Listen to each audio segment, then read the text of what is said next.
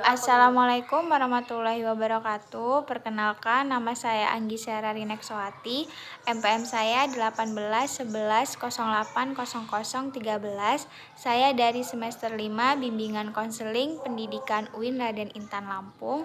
Di sini saya membuat video untuk memenuhi tugas akhir saya, yaitu tugas konseling multikultural yang bertemakan tentang konseling respectful. Konseling respectful yaitu dengan memunculkan model konseling respectful, kerja konseling ini menekankan tentang perlunya konselor menyadari bahwa perkembangan psikologi baik dirinya maupun klien dipengaruhi faktor-faktor multidimensi. Faktor-faktor ini dipilih karena faktor-faktor ini diketahui mempengaruhi perkembangan psikologi dan kesejahteraan pribadi klien dalam banyak hal. Penting untuk disadari bahwa komponen yang terkandung dalam model ini tidak mewakili daftar lengkap dari semua faktor yang mempengaruhi perkembangan manusianya.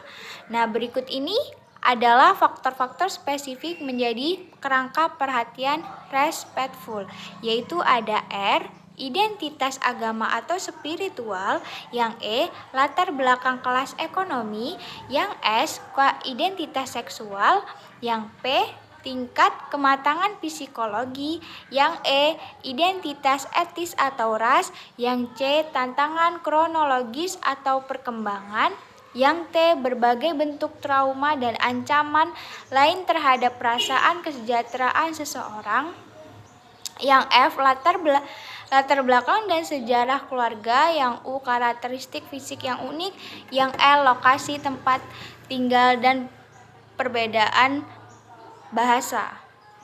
Identitas agama atau spiritual adalah komponen pertama dari model konseling reseptif, berfokus pada cara individu mengidentifikasi diri dengan agama yang mapan atau memiliki kepercayaan tentang pengalaman yang luar biasa.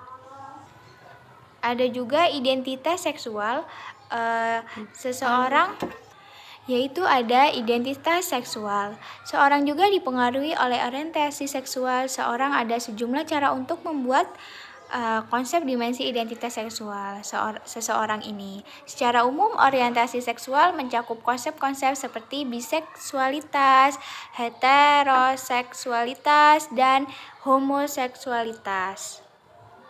Dan ada juga kedewasaan psikologis. Konselor sering bekerja dengan klien yang memiliki identitas yang sama.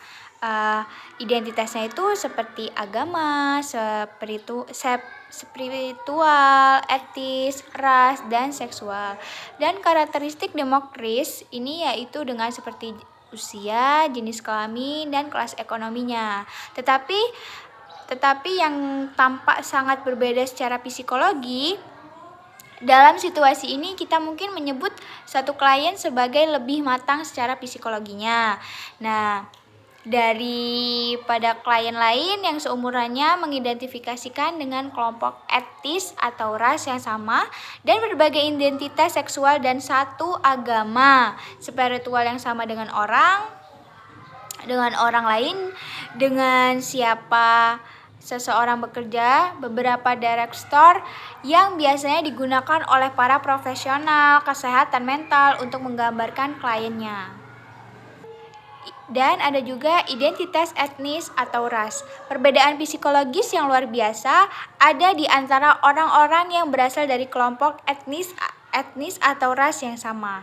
Nah, variasi psikologi semacam ini biasanya disebut sebagai perbedaan dalam kelompok, diberikan varian dalam kelompok yang terutama dimanifestasikan di antara orang-orang dari kelompok etis atau ras yang sama. Penting bahwa konselor mengembangkan pengetahuan dan keterampilan yang diperlukan untuk menilai secara akurat perbedaan penting ini dan merespon mereka dengan cara yang efektif dan penuh dengan hormat.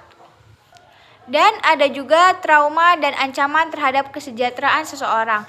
Nah, yang dimaksud dalam model counseling respectful ini untuk menekankan cara-cara rumit di mana situasi yang penuh tekanan menempatkan orang pada resiko bahaya dan bahaya psikologinya, kerugiannya seperti biasanya terjadi ketika stres yang dialaminya stres yang dialami oleh individu dalam hidup mereka melebihi kemampuan mereka untuk mengatasi dengan cara yang konstruktif.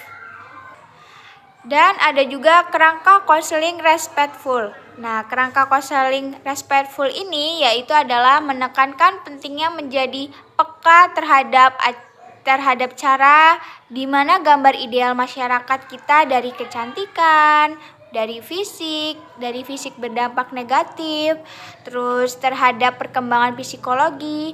Banyak individu yang karakteristik fisiknya mungkin tidak sesuai dengan pandangannya. Sempit dengan pandangannya.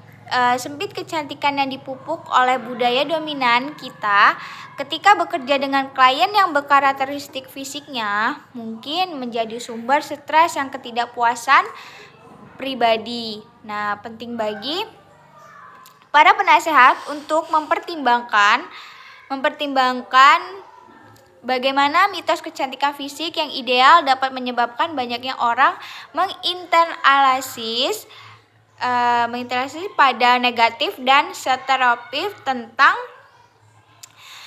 diri mereka sendiri. Penting juga bagi praktisi kesehatan mental untuk mempertimbangkan bagaimana mitos ini dapat membuat mereka membuat penilaian yang tidak akurat dan salah tafsir dengan kekuatan pribadi kliennya kami. Sekian video dari saya, kurang lebihnya saya mohon maaf. Pada Allah saya mohon ampun. Saya akhiri. Wabillahi taufik wal hidayah. Wassalamualaikum warahmatullahi wabarakatuh.